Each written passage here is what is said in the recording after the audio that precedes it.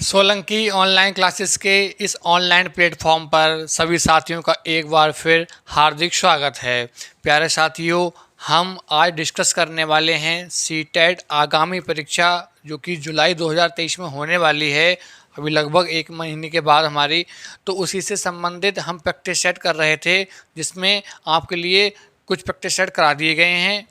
उसी क्रम में हम आज आपके समक्ष उपस्थित हुए हैं अगले कुछ संभावित प्रश्नों को लेकर, उसमें कुछ गत वर्ष के प्रश्नों को शामिल किया गया है।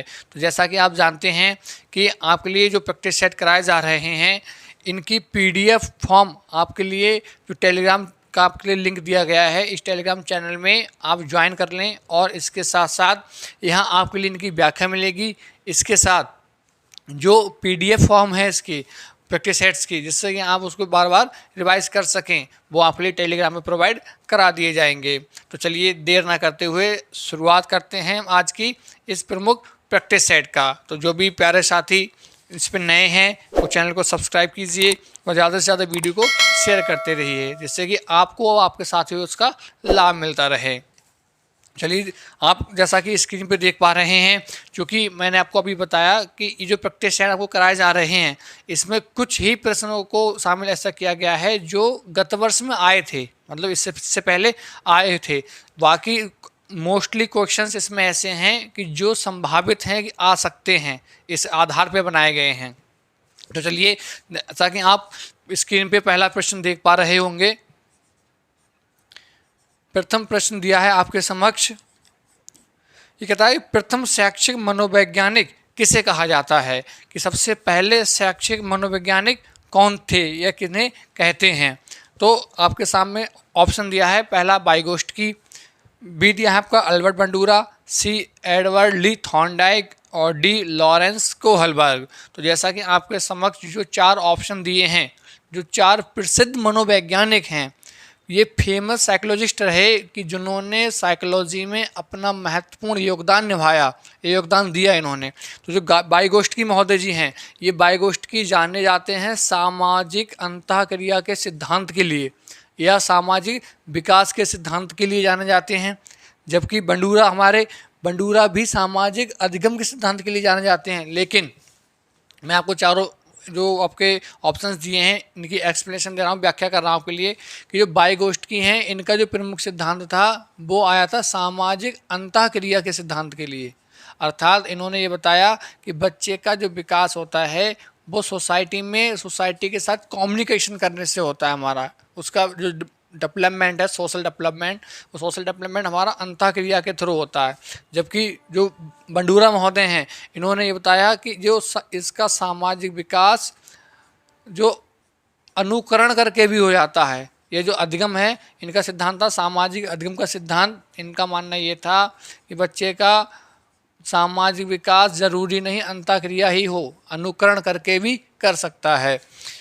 सी हमारा दिया है थॉर्नडाइक। तो थॉर्नडाइक का प्रसिद्ध अधिगम का सिद्धांत है, जिसमें इन्होंने एक सिद्धांत दिया, उसमें कुल मिला के 8 नियम थे, जिसमें हमारे 3 मुख्य व 5 गौण नियम शामिल हैं। और यही ऐसे मनोवैज्ञानिक हैं जिन्होंने अपने ही पुत्रों पर, दो पुत्र व एक पुत्री पर, अपने ही परिवार के 3 बच्चों पर लगभग 30 वर्षों तक अध्ययन किया।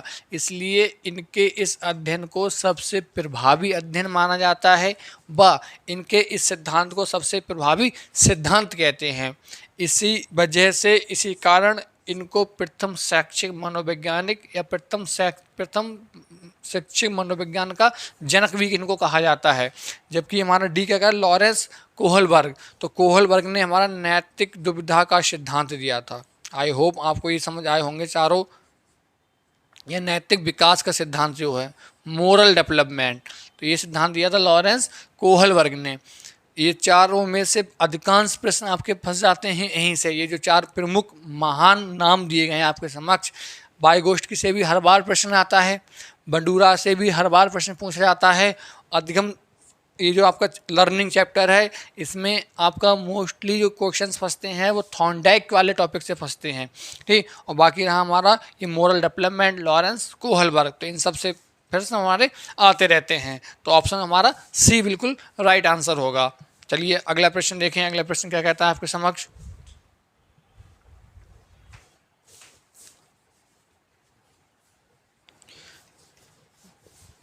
नेक्स्ट क्वेश्चन दिया है आपके लिए। नेक्स्ट क्वेश्चन है, मानव विकास की वह अवस्था जिसे सुनहरी अवस्था के नाम से जाना जाता है या कहा जाता है। तो मानव विकास की ऐसी कौन सी अवस्था है जिसे सुनहरी अवस्था के नाम से जानते हैं। तो कुल अवस्थाएं कितनी होती हैं भाई, 4 स्टेज होती हैं। पहले कौन सी, इन्फेंसी स्टेज, समय होता है हमारा इन्फेंसी स्टेज का 0 से 6 वर्ष।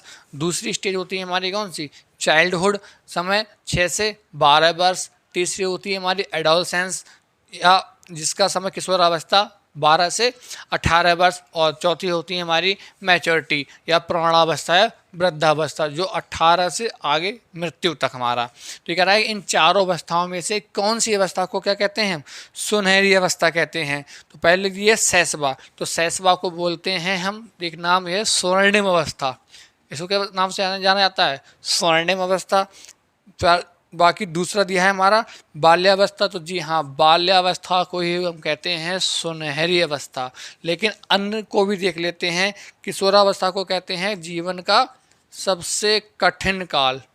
और लास्ट हमारे कौन से दिए, वृद्धावस्था। चूँकि हमारे पाठ्यक्रम में ये 3 ही शामिल होती हैं कि हमें इन्फेंसी स्टेज से लेकर हमें जो एडोलसेंस है तृतीय अवस्था है वहाँ तक की क्या करना होता है, इसका अध्ययन करना होता है।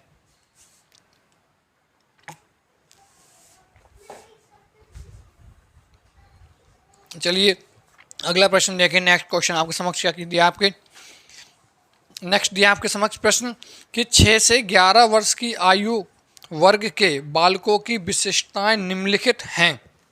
6 से 12 अर्थात चाइल्डहुड, कि चाइल्डहुड का जो बालक है इस बालक के अंदर कौन सी विशेषता अधिक होगी, विशेषताएं निम्नलिखित हैं। मतलब ये बताना है आपके लिए कि कौन सी इसके अंदर नहीं होगी, जो नहीं वाले बताना है कि और कौन कौन सी हैं वो तो आपके अंदर हाँ में प्रश्न दिया होगा। ये कह रहा है बालक स्वाभाविक एवं सक्रिय अधिगमकर्ता होते हैं।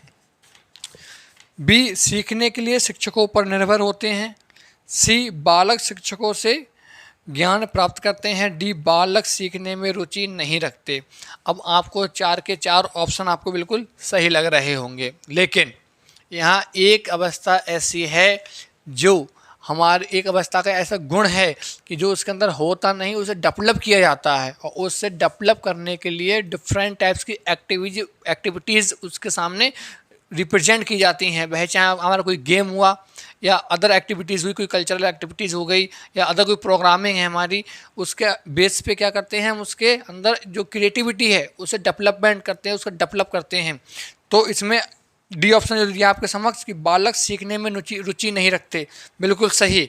सीखने में रुचि नहीं रखते हैं इसीलिए उनके सामने क्या किया जाता है, खेल में सिखाना या अदर एक्टिविटीज़ क्या की जाती हैं, प्रस्तुत की जाती हैं, जिससे बच्चा क्या ले उसमें रुचि ले और वो अच्छा अधिगम कर पाए। जबकि ए ऑप्शन क्या कह रहा है, बालक स्वाभाविक एवं सक्रिय अधिगम करता होता है। बिल्कुल स्वाभाविक ये कि जब वो चाहेगा खुद से स्वयं से तब वह अधिगम करेगा, आपके कराने से नहीं होगा। और स्वाभाविक का अर्थ ही ये होता है कि स्वयं से करना या खुद से क्या हो वो जागृत हो जाए इच्छाएं हमारी। तो हम बच्चे को इस स्वाभाविक गुण को बढ़ाने के लिए क्या करते हैं, उसके समक्ष विभिन्न प्रकार की गतिविधियां करते हैं जिससे बच्चा क्या उसमें रुचि ले ले। ठीक, आई होप आपको समझ आया होगा। तो ऑप्शन हमारा डी इज राइट आंसर होगा। नेक्स्ट क्वेश्चन देखिए। नेक्स्ट क्वेश्चन क्या है, किशोर फिर डैश दिया आपका का अनुभव कर सकते हैं, मतलब किशोर का अनुभव हम किस रूप में कर सकते हैं, यह है प्रश्न का सेंस। तो ए ऑप्शन दिया आपके समक्ष, बचपन में किए गए अपराधों के प्रति डर के भाव। सी, बी, आत्मसिद्धि के भाव। सी, जीवन के बारे में परितृप्ति। डी, दुश्चिंता एवं स्वयं से सरोकार। कि हम किशोर का अध्ययन निम्न विशेषताओं में से किस विशेषता का अध्ययन कर लें जिससे हम किशोर का अध्ययन कर लेंगे, ये हमें पता लग जाएगा कि किशोर की मुख्य विशेषता क्या है। तो जैसा आप जानते हैं कि किशोर अवस्था या किशोर की जो आयु है उसे कठिन काल, संघर्ष का काल तनाव का काल, दबाव की अवस्था आदि नामों से जाना जाता है, जिसमें दुश्चिंता ये सब शामिल होती हैं। तो अर्थात हमारा ऑप्शन कौन सा? ऑप्शन हमारा डी बिल्कुल राइट आंसर होगा। क्लियर। नेक्स्ट क्वेश्चन देखिए। नेक्स्ट क्या है कि किसी परीक्षा से पहले बच्चे की दिल की धड़कन का तेज होना भावना के किस घटक के अंतर्गत आता है? ए ऑप्शन कह रहा है व्यक्तिपरक है, मतलब विभिन्न व्यक्तियों में अलग अलग होती हैं। बी व्यवहारिक है, भाई सभी में हो ही जाता है। सी का क्रियात्मक घटक है। डी उपरोक्त सभी। तो ये क्या है? एक क्रिया हो रही है कि जैसे ही एग्ज़ाम पेपर आपके सामने आया, पेपर आते ही या आने से कुछ पल पहले क्या होता है कि जो हमारी हार्ट बीट है, हार्ट बीट क्या होती है? इंक्रीज होने लगती है, मतलब बढ़ने लगती है। तो ये कैसा है? ये क्रियात्मक घटक है हमारी। ठीक, ये हमारा क्या है? क्रियात्मक घटक। तो ऑप्शन हमारा कौन सा होगा? बिल्कुल सी ऑप्शन राइट हो जाएगा। नेक्स्ट क्वेश्चन देखें। नेक्स्ट क्या है? निम्नलिखित में से कौन अनुभूति पर नकारात्मक प्रभाव छोड़ता है? अनुभूति या स्वयं के व्यवहारिक गुण, जिन सकारात्मक गुणों पर कौन सा ऐसा अवगुण है या घटक है जो क्या करता हो? नकारात्मक प्रभाव डालता हो, मतलब निगेटिव इफेक्ट आता हो उसका। ए दिया है हमारा प्रेरणा, मतलब मोटिवेट होना। क्या मोटिवेशन हमारे लिए क्या करता है? नेगेटिव सेंस में लेके जाता है या नेगेटिव इफेक्ट डालता है? जी बिल्कुल भी नहीं। मोटिवेशन क्या है हमारे लिए? मोटिवेशन हमें गतिमान करता है। अभिप्रेरणा क्या करती है? हमें गतिमान करती है। किस दिशा में? तो सकारात्मक दिशा में। दूसरा दिया है गर्व, मतलब प्राउड फील होना। सी दिया है शर्म और डी दिया है प्रशंसा। तो आप बिल्कुल इजी क्वेश्चन है कि गर्व, प्रशंसा या अभिप्रेरणा या प्रेरणा ये हमें क्या करती हैं? पॉजिटिव डायरेक्शन में फोर्स देती हैं, जबकि शर्म हमारे लिए क्या होता है? नेगेटिव डायरेक्शन में क्या करता है? हमारे लिए फोर्स अप्लाई करता है या डीमोटिवेट करता है। तो ऑप्शन हमारा कौन सा होगा? सी बिल्कुल राइट आंसर होगा। चलिए नेक्स्ट क्वेश्चन देखें। नेक्स्ट है निम्न में से कौन सा व्यक्तित्व कारक शिक्षण को प्रभावित नहीं कर रहा? ठीक, अब आपको ऐसे कारक का चयन करना है कि जो शिक्षण को प्रभावित नहीं कर रहा हो। देखें ऑप्शन देखते हैं। ऑप्शन क्या दिए आपके? और यह संवेदना या धारणा। सी आवश्यकताएं। सी पारंपरिक मांगें। डी भावनात्मक स्थिति। पहला संवेदना। यदि हम संवेदनशील नहीं होंगे, सेंसिटिव नहीं होंगे, तो क्या हमारा अधिगम शिक्षण हो पाएगा? बिल्कुल भी नहीं हो पाएगा। बी आवश्यकता। आप जानते हैं आवश्यकता ही आविष्कार की जननी होती है। जब आवश्यकता नहीं है तो किसी प्रकार का शिक्षण या शिक्षण कराने वाला शिक्षार्थी, शिक्षण करने वाला शिक्षक या शिक्षण के दौरान शिक्षा ग्रहण करने वाला शिक्षार्थी, दोनों क्या है? निसफल है। कोई उसका औचित अर्थ नहीं है जब तक आवश्यकता नहीं है। तो क्या है? ये भी प्रभाव डालता है। डी है भावनात्मक स्थिति, मतलब ये कि आपकी भावना, मतलब आपके व्यवहार ये कह रहा है कि हमें आज पढ़ने का मन नहीं, तो कोई कितना भी चाहे कि आपका अधिगम हो पाए, लर्निंग हो पाए, संभव नहीं। सी कहता है पारंपरिक मांगे। तो पारंपरिक मांगे कुछ भी हों, पारंपरिक मांगे हमारे एजुकेशन पे या हमारे शिक्षण पे कोई किसी प्रकार प्रभाव नहीं डालती। तो शिक्षा क्या है? इनसे परे है, इनसे ऊपर है हमारी। तो ऑप्शन हमारा सी बिल्कुल राइट आंसर होगा। नेक्स्ट क्वेश्चन, एक शिक्षिका अपनी प्रारंभिक कक्षा में प्रभावी अधिगम को कैसे बढ़ा सकती है? मतलब शिक्षिका क्या करे कक्षा में जिससे अधिगम उसका क्या हो? और अधिक प्रभावी हो जाए। ए ऑप्शन दिया है प्रयोग और अभ्यास द्वारा, बिल्कुल सही, इससे भी होगा। बी दिया है प्रतियोगिता को प्रोत्साहित करके, ये भी है। सी प्रसंग को छात्रों के जीवन से जोड़कर। डी सीखने के हर कदम पर पुरस्कार देकर। तो यदि हर कदम पे पहले हम देखेंगे कि जो नकारात्मक हमारे विकल्प हैं उन्हें हम अलग कर दें, बचेगा हमारा वही हमारा राइट आंसर होगा। दो मेथड होते हैं आपके क्वेश्चन को सॉल्व करने के लिए। फर्स्ट ये कि यदि हमें आंसर डायरेक्टली पता है या हम फाइंड कर सकते हैं तो डायरेक्टली राइट आंसर को फाइंड कीजिए। इफ़ अगर हम नहीं कर पाते देन क्या करना है हमारे लिए? हम जो निगेटिव आंसर्स हैं, ये जो रॉन्ग आंसर्स हैं, उन्हें हम आइडेंटिफाई कर लें। तो वही 4 ऑप्शंस में से आप 3 को आइडेंटिफाई कर लेंगे जो रॉन्ग होंगे, तो बचेगा जो रिमेनिंग आपके सामने ऑप्शंस होगा, वो रिमेनिंग ऑप्शन आपका क्या होगा? राइट आंसर होगा। ये 2 मेथड होते हैं करने के लिए। तो देखिए इसमें पहले नेगेटिव निकालते हैं क्या है। सीखने के हर कदम पर पुरस्कार, कि बच्चे से एक मार्कर मंगाओगे तुरंत पुरस्कार दोगे, एक गिलास वाटर मंगाओगे तब उसे आपके पुरस्कार दोगे, ठीक है। यदि ऐसा करते रहे तो एक अवस्था ऐसी आएगी कि जिसमें आप यदि भूखे भी होंगे तो बच्चा क्या होगा, बिना पुरस्कार के भोजन लाके नहीं देगा। अर्थात क्या है, प्रत्येक पहलू पे पुरस्कार ना देकर क्या हो, समय के अनुसार दिया जाए। तो डी हमारा वैसे रॉन्ग हो जाएगा। ए और बी देखिए क्या कर रहा है, प्रयोग और अभ्यास। जी बिल्कुल, ए भी सही है, बी भी सही है, लेकिन सी कहता है जीवन से जोड़कर। तो प्रयोग द्वारा, अभ्यास द्वारा तो सीखेगा, लेकिन सबसे उत्तम सीखेगा कब, जब उसका प्रसंग या उसका टॉपिक किससे रिलेट करे, वो रिलेट कर जाए उसकी लाइफ से। तो जीवन से जुड़ने के बाद क्या होता है, हम उसे अपने व्यवहार में ढाल लेते हैं और सबसे उत्तम जो माध्यम रहता है हमारा यही रहता है। तो ऑप्शन सी बिल्कुल राइट आंसर होगा। नेक्स्ट क्वेश्चन देखिए, दो छात्रों द्वारा गद्यांशों के अर्थ की विभिन्न व्याख्याओं के संदर्भ में क्या कहा जा सकता है। अब प्रश्न को समझिए। प्रश्न का सेंस ये है, दो छात्र हैं जिनको एक गद्यांश दिया गया, फिर उस गद्यांश के बारे में उन छात्रों से अपनी अपनी राय या अपने शब्दों में व्याख्या करने को कहा गया। उन छात्रों ने क्या क्या कि अलग अलग व्याख्या की, एक ने व्याख्या कुछ और दी, दूसरी व्याख्या कुछ और दी। ये क्या, किस प्रकार का कथन है। ऑप्शन यह असंभव है, अरे ऐसा नहीं हो सकता, छात्रों को पूरा पढ़ने की आवश्यकता है। फिर समझिए क्वेश्चन कि दो छात्रों के लिए एक ही गद्यांश दिया गया था, उन्होंने फिर क्या किया, उनसे उसका फीडबैक पूछा और फीडबैक के समय क्या हुआ, दोनों ने अलग अलग उत्तर दिया। ये कह रहा पहला विकल्प आपका कि भाई यह संभव है, ऐसा नहीं हो सकता, और आप क्या करो, छात्र से कहो कि जाओ फिर से रिवाइज करके आओ या पुनः पढ़ के आओ आप। ए रॉन्ग। बी, यह संभव है क्योंकि शिक्षक ने उनके सम्मुख गद्यांश की व्याख्या नहीं की होगी। सी, यह संभव है क्योंकि व्यक्तियों की सीखना बहुत सी चीज़ों से निर्धारित होता है। डी, यह असंभव है क्योंकि सीखना अर्थ के साथ समापन के बारे में नहीं है। तो देखिए नहीं वाला डी वैसे रहा आपका, ठीक है। बी, यह संभव है क्योंकि गद्यांश क्योंकि शिक्षक ने उनके सम्मुख गद्यांश की व्याख्या नहीं की होगी।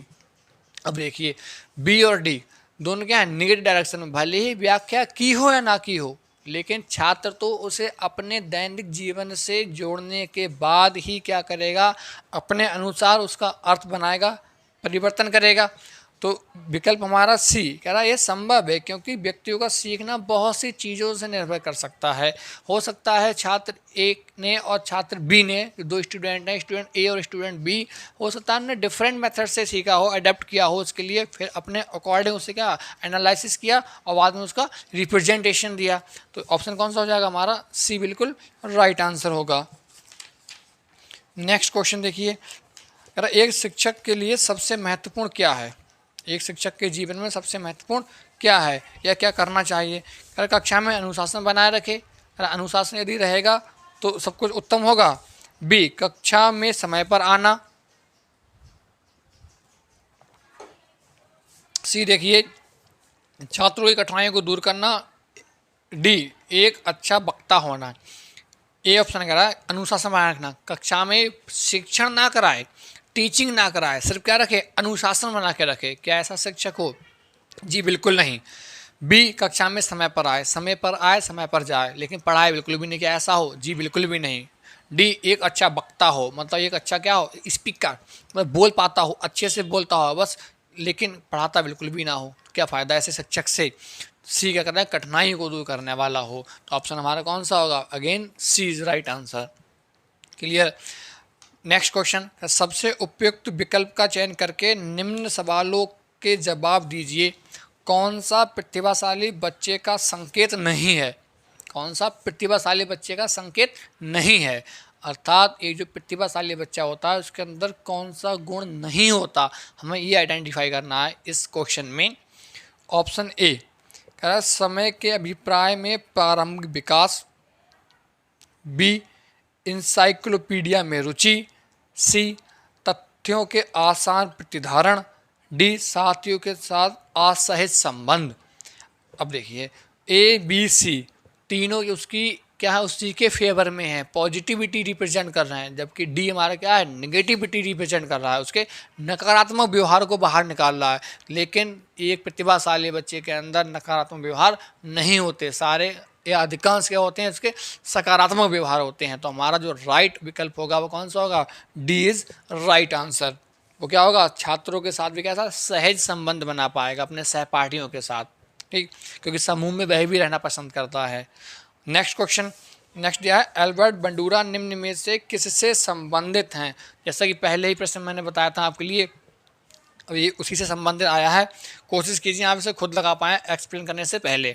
ए ऑप्शन सामाजिक अधिगम का सिद्धांत, बी व्यवहारवादी सिद्धांत, सी संज्ञानात्मक विकास सिद्धांत, डी मनोलैंगिक सिद्धांत। पहले ही प्रश्न में आपको बताया था मैंने कि भाई जो अल्बर्ट बंडूरा हैं वो सामाजिक अधिगम के सिद्धांत के लिए जाने जाते हैं, जबकि संज्ञानात्मक विकास के लिए कौन जाना जाता है, तो संज्ञानात्मक के जाने जाते हैं जीन पियाजे। व्यवहारवादी में बहुत सारे व्यवहारिक मनोवैज्ञानिक आते हैं हमारे, ठीक। तो अर्थात ऑप्शन हमारा कौन सा होगा, ए बिल्कुल राइट आंसर होगा। Question number 12 A answer is A option is right. Next 13 question देखिए, जब बाहर से इस प्रकार का वातावरण बनाने का प्रयास किया जाता है कि किसी व्यक्ति द्वारा कार्य में रुचि लेना शुरू किया जाए, फिर समझिए ये कह रहा है कोई ऐसा एक्सटर्नल फोर्स या एटमॉस्फेयर क्रिएट किया जाए कि जिससे कोई भी कैंडिडेट क्या हो, सेल्फ मोटिवेट होके किसी वर्क को स्टार्ट कर दे, कोई काम करना शुरू कर दे, तब क्या होगा, तब वह एक्सटर्नल फोर्स क्या होगा, उसे क्या कहेंगे। ए आंतरिक प्रेरणा, बी बाह्य प्रेरणा, सी बाहरी आंतरिक दोनों, डी इनमें से कोई नहीं। तो ऐसा कि प्रश्न में साफ दिया है कि जब बाहर से मतलब कोई एक्सटर्नल फोर्स वर्क करे, इट मीन्स क्या होगा, वो एक्सटर्नल मोटिवेशन होगा उसके लिए, मतलब क्या होगा, बाहरी प्रेरणा होगी। ऑप्शन हमारा कौन सा, बी बिल्कुल राइट आंसर होगा।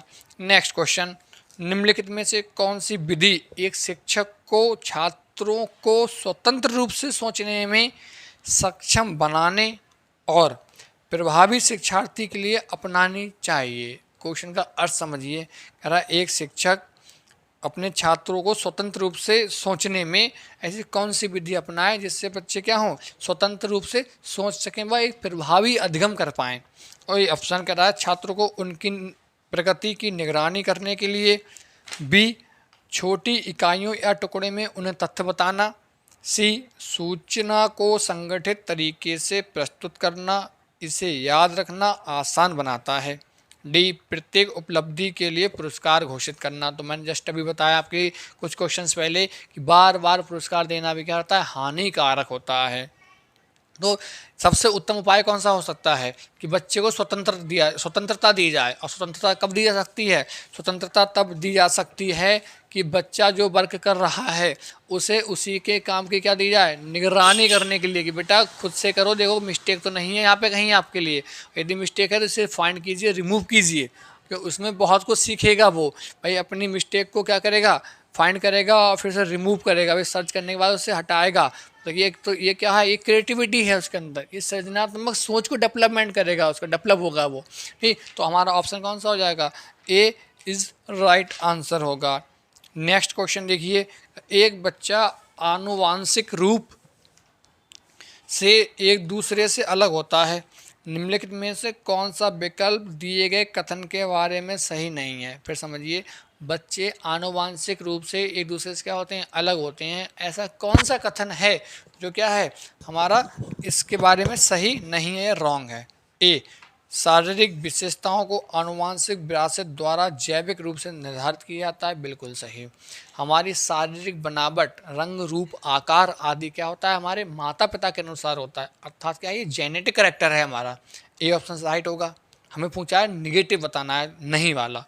बी व्यक्तिगत अंतर व्यक्ति के अद्वितीय आनुवांशिक कोड के कारण होता है, बिल्कुल। जो जेनेटिक जीन्स आते हैं हमारे, जीन्स के कारण ही क्या होता है, हम डिफरेंट होते हैं एक दूसरे से। सी आनुवांशिक रूप से वंशानुगत क्षमता एक दूसरे के लिए अलग होती है, जी बिल्कुल।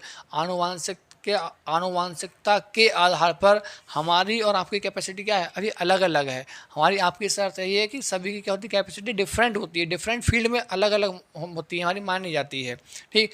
डी व्यवहार संबंधी अंतर अनुभव सीखने का परिणाम, कह रहा है कि आनुवांशिकता में व्यवहार से आता है या अनुभव से आता है, जी बिल्कुल नहीं। तो हमारा कौन सा विकल्प होगा, बिल्कुल डी विकल्प बिल्कुल राइट हो जाएगा, ये कुछ प्रमुख प्रश्न थे आपके समक्ष जिनके लिए आपको कराया गया। इन प्रश्नों की PDF 15 प्रश्न ये, और अभी नेक्स्ट क्लास में आपके लिए 15 मिलेंगे, तो ये 13 क्वेश्चंस की PDF उसी वीडियो नेक्स्ट वीडियो के साथ आपके लिए टेलीग्राम पे प्रोवाइड करा दी जाएगी। आई होप आपके सारे क्वेश्चन समझ में आए होंगे। तो चलिए मिलते हैं बहुत जल्द अगली वीडियो में अगले प्रैक्टिस सेट के साथ। भाई बने रहिए हमारे साथ, तब तक के लिए thank you, thanks a lot.